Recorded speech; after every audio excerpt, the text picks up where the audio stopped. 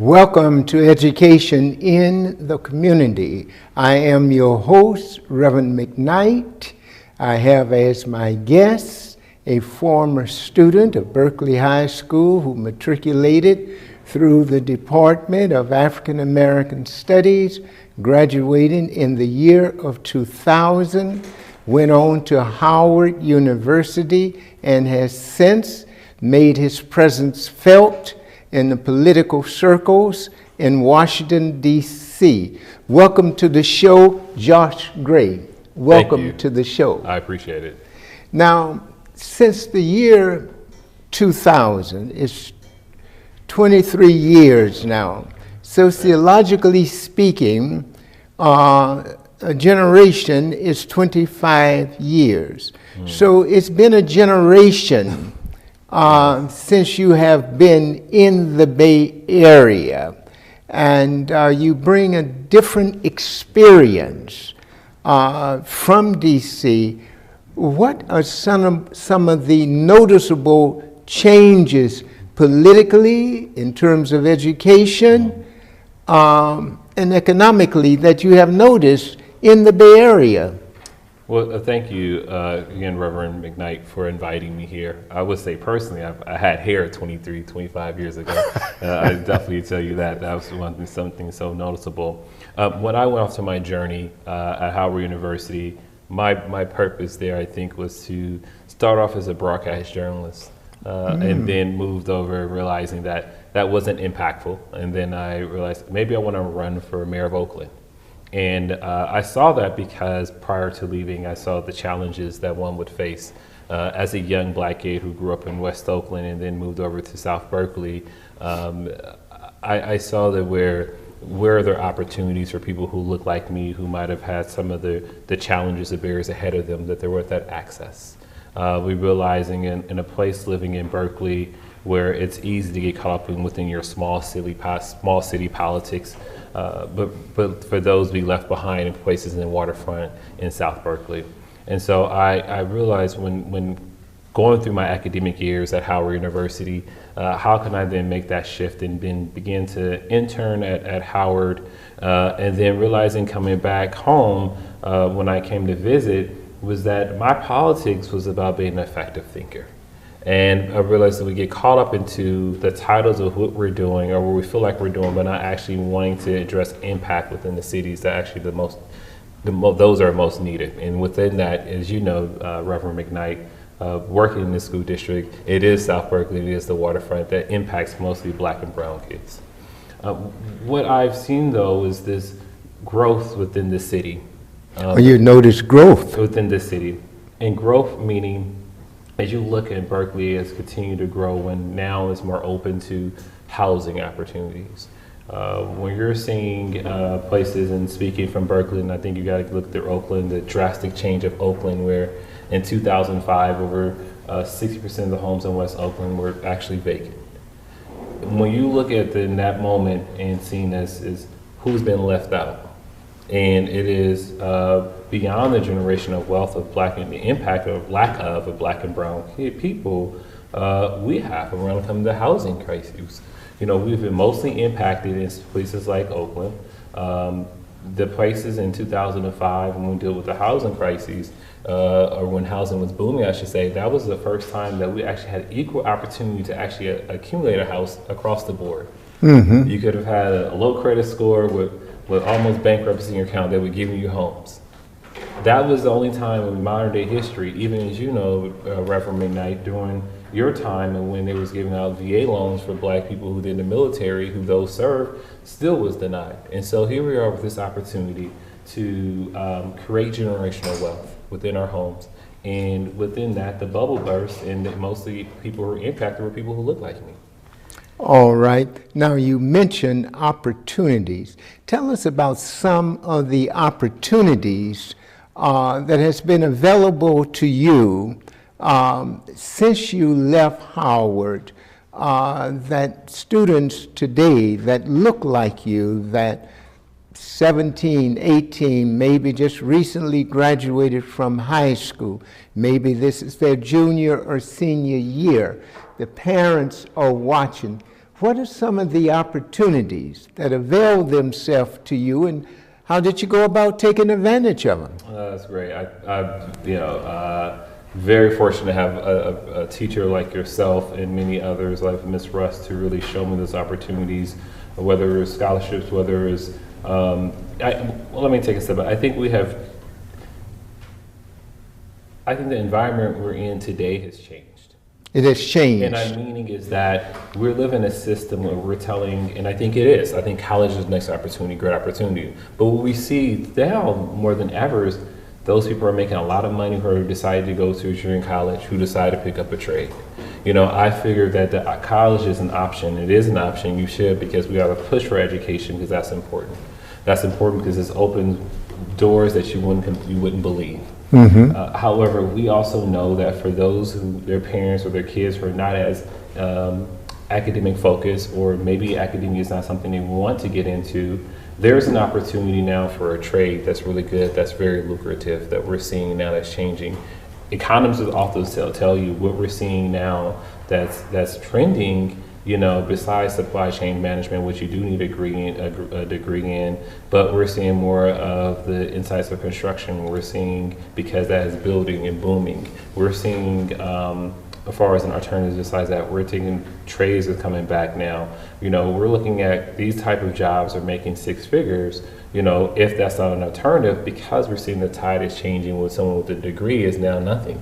You know, with someone with a degree, as we know, someone we're impressed 15 or 20 years ago with a law degree, you meet someone with a law degree, it's almost everyone else has a law degree living in DC. So what other ways? And so I think it's really, the research that I had was to look and have people to show you opportunities, you know, where, yeah, it could be you being able to go to college, which I did, but then it may be you being working for a transportation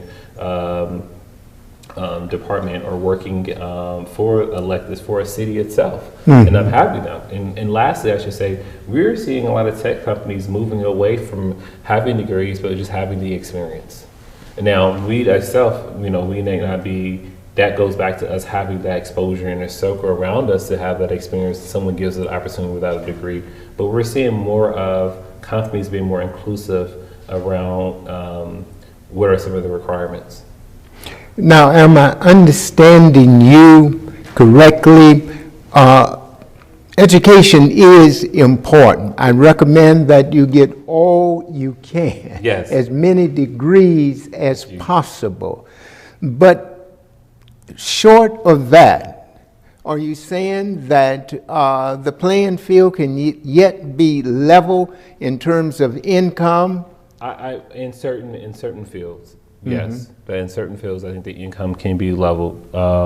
You know, I'm always for education, but also, and as you know, Dr. McKnight, and you've been such an inspiring teacher, a leader, also knowing that college is not for everyone. And so how are we giving our kids that other alternative if that does not fit them?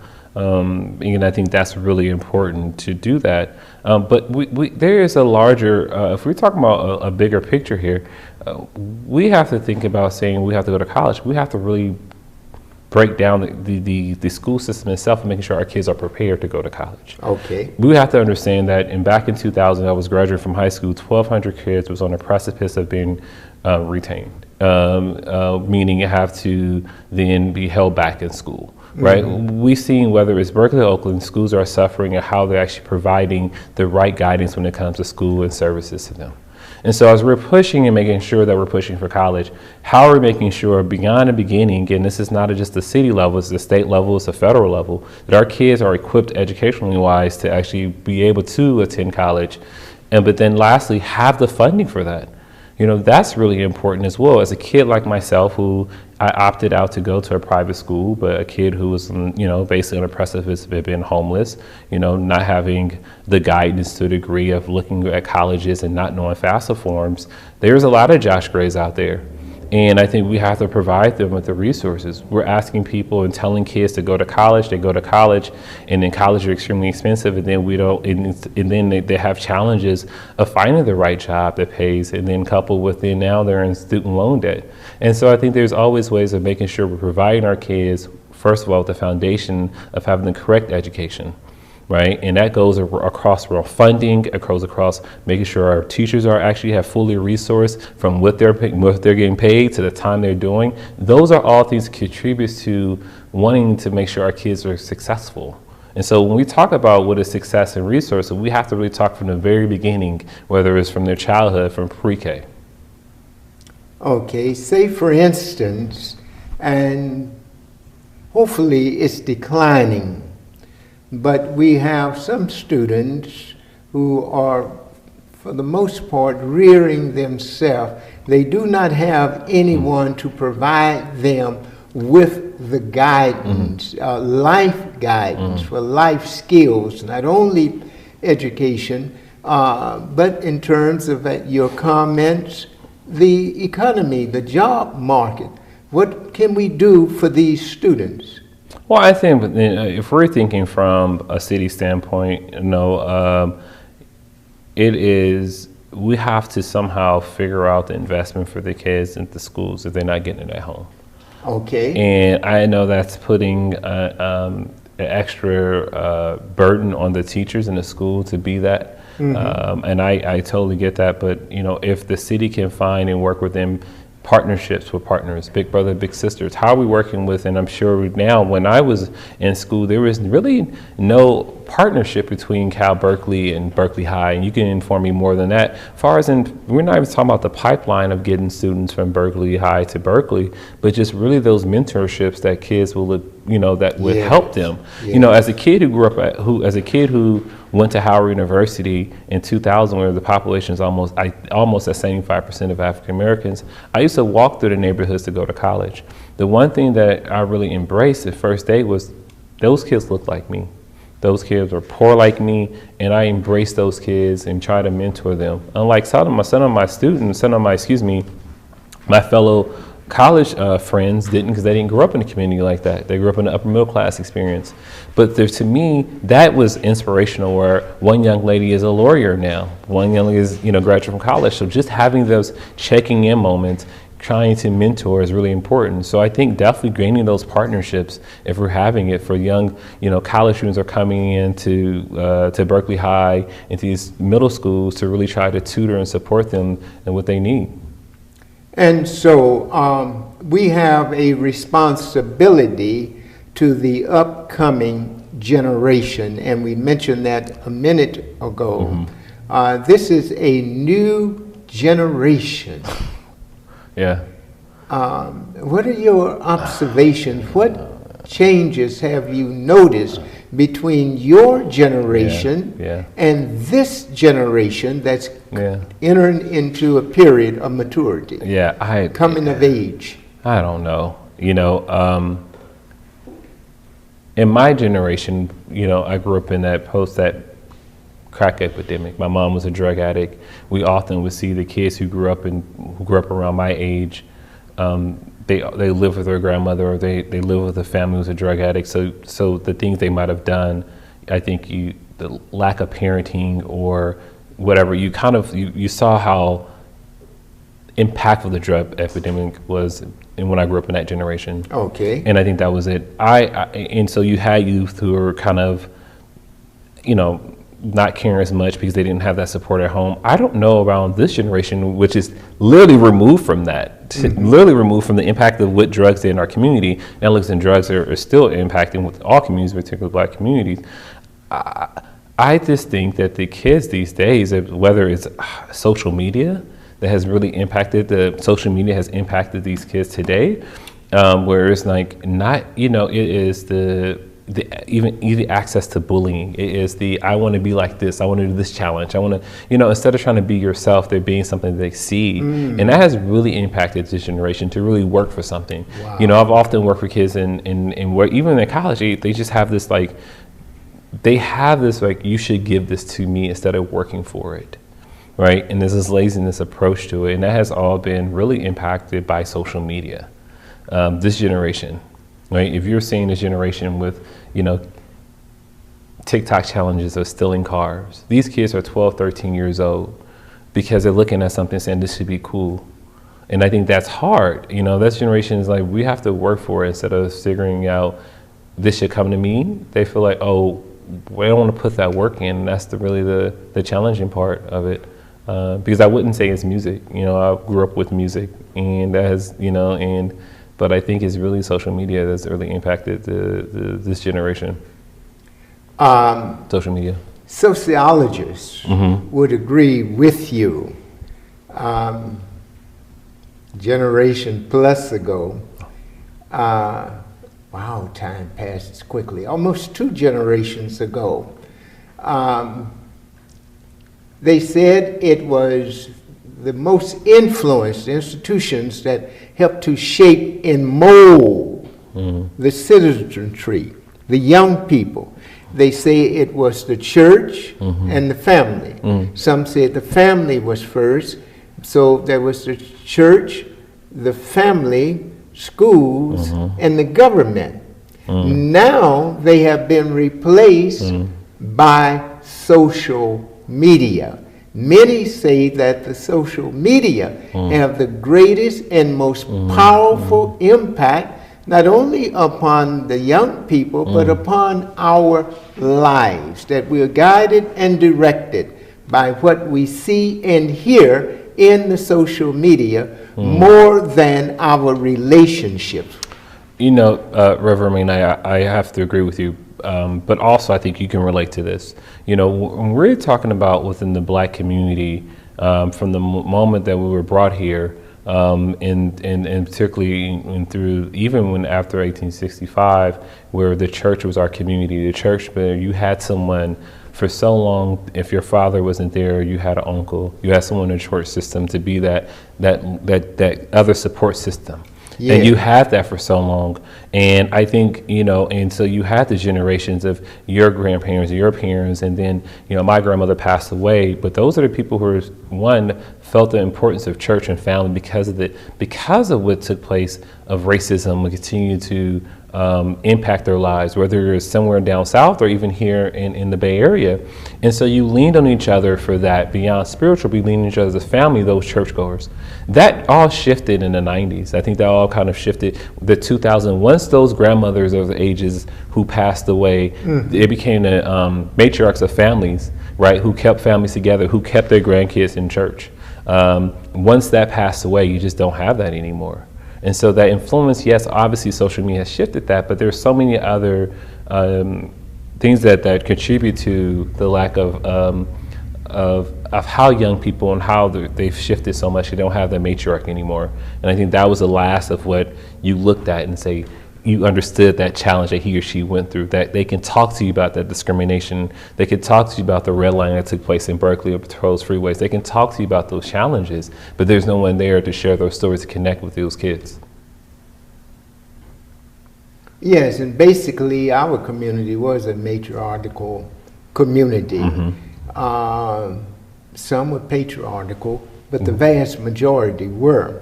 But this has shifted, I agree. There was this, not stereotypical, but we had this image of grandmothers during that period of time, that you could always turn to them. They were always there for you.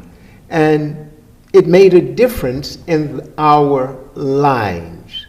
But that image, as you said before, is extremely blurred over the years of the grandmother, one that kept the family together. And so how are we going to replace that? We can't give up on it. We cannot release and give our minds over to the media.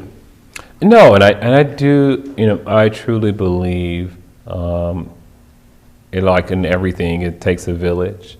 And they really try to figure out how can we then mentor these young people and support them in a way where they need supported. A lot of these young kids who do this is screaming for help because they don't have it at home, or they have a mother or father. We don't understand their circumstance where mother is just trying to make it, working 2 jobs, just trying to make it because barely getting paid minimum wage, or she's getting minimum wage, but she lives in a place like Berkeley and Oakland that's really affordable. She can't get that's not affordable. You know, she can't get a VA, a voucher, a Section 8 voucher, so she's barely getting by to pay the money. The average rent in Oakland is $2,800. 10 years ago, that was not the case. So we're talking about that of like, how are we then figuring out where as Black people we can support those who are not ours. And I think that's important. Being more of a mentor, big brother, big sister, really trying to thriving. And it also takes, unfortunately, some of those with who are kind of famous and celebrities kind of, it's a lot to ask a celebrity to kind of do that, but it's also, as we know, influential as a Michael Jordan was to me. Who's that to talk about what's the right thing? We model images off of people that we look up to, right? So if you're looking at that person, I love LeBron James, and I'm not a big LeBron James fan, but off the court, he is really he is to me an excellent representation of a person who should be, which means I come from this background, but yet I have been resilient and I want to give back. Yes. And I think that's, I think that's a play in it. But then the city itself, what are programs that we're actually doing to uplift and support? Or is there there's going to be job opportunities for kids? When I grew up, you had Twilight basketball, which was games were played on Saturday nights throughout the day. That kept kids off the street. What are we doing with programs that offer jobs? And this better than I know this, Dr. McKnight. Mayor Barry was a great mayor in D.C. He was a great mayor for the civil rights movement. But the one thing he did that was historical was every kid who wanted a job got a job. Every company who was Black or brown owned received a contract. Because we just cannot talk about jobs without actually talking about generational wealth. And contracts are going to the Black actually companies who are from here, who want to serve the city and don't have that opportunity. And so I think there's layers to when we talk about opportunity and we're doing the generation, we have to then talk about how are we setting up money and contracts for these Black companies and brown companies who actually live in the city, who from here, because that's when you're shifting the conversation 20 years later, when we're sitting down here 20 years from now saying, man, the generational wealth, the generation has changed because the wealth and the opportunity has changed. Okay, we mentioned this before the show. And I inquired about Al Sharpton. You came in on the tail end of it. We had national leadership and spokespersons. It's almost, for the most part, absent today. The Reverend Jesse Jackson just stepped down. And he's been replaced by a highly qualified Dr. Frederick Douglass Haynes from Dallas. How do we go about organizing the community now? Just quickly, how can we organize the community to get that cohesiveness back, to get that I am somebody back? And we're working on, my previous job, I worked in civil rights, and so we're working on trying to come we've met with the president and the vice president to talk about Voting Rights Act and what we're trying to do from last year. I think you get that. I think that, and what I believe what we've seen is the most impactful of the organizations is our state leaders. The state leaders. Yes, so your state leaders who run NAACP, your state leaders who run Reverend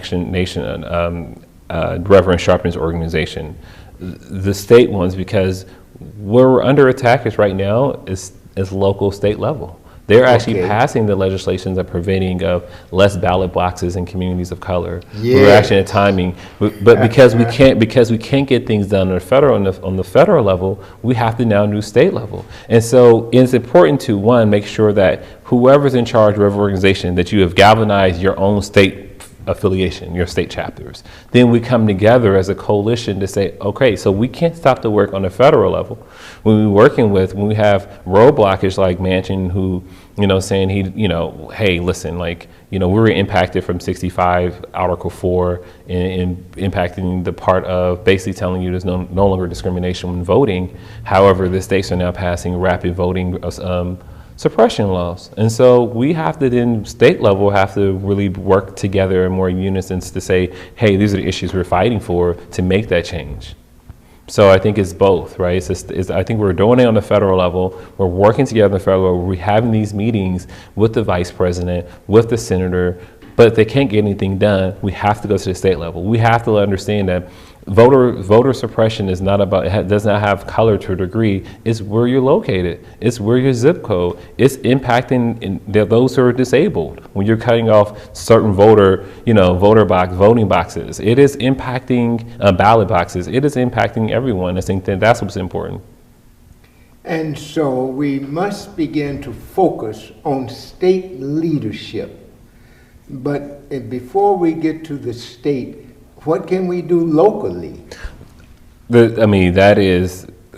Locally is finding your local organization. We, I think it is important, as Berkeley has now, you go drive through Berkeley and drive through Oakland, of seeing these housing being built and pulled up. I think it's working with your local organization, housing organizations, because part of the job opportunity is a housing opportunity.